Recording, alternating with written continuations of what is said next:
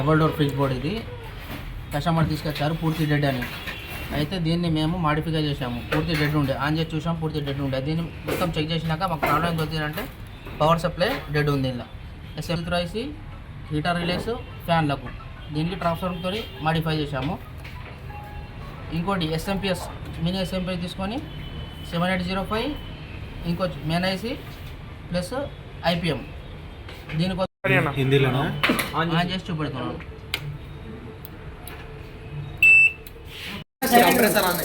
Okay, ఇప్పుడు compressor on అయిపోయింది, board పనిచేస్తుంది.